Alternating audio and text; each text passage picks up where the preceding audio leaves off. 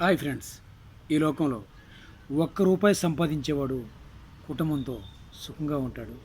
కోటి రూపాయలు సంపాదించేవాడు కూడా కుటుంబంతో సుఖంగా ఉంటాడు.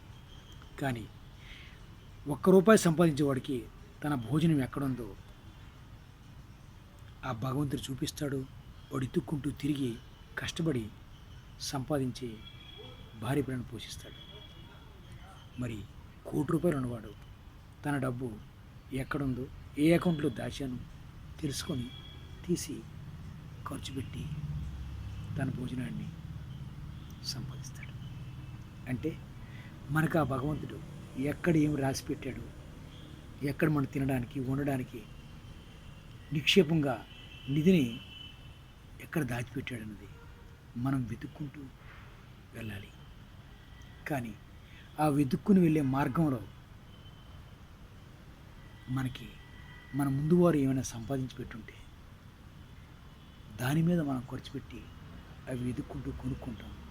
లేదంటే ఆ భూమిని బదలగొట్టి అక్కడ ఉన్నటువంటి నీ భోజనాన్ని తీసుకొని సంతోషంగా ఆరగిస్తాం.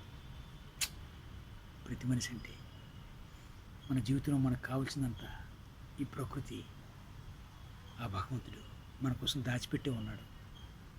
అది తీసుకొని చేజిక్కించుకొని బ్రతికి ముందుకు సహనంగా వెళ్ళి దాన్ని పట్టుకుని సాధించేంత వరకు మనిషి ఎప్పుడు నిద్ర పట్టకూడదు.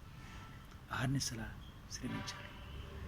ఉన్నవాడికి అది తక్కువ, లేనివాడికి ఎక్కువ. కానీ ఉన్నవాడికి తను సంపాదించినటువంటి సొమ్ముని దాచుకోవడానికి భయం.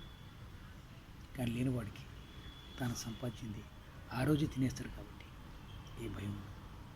అందుకే ధైర్యంగా ఉండండి, కష్టపడండి, సంతోషించండి. జై హింద్, జై భారత్.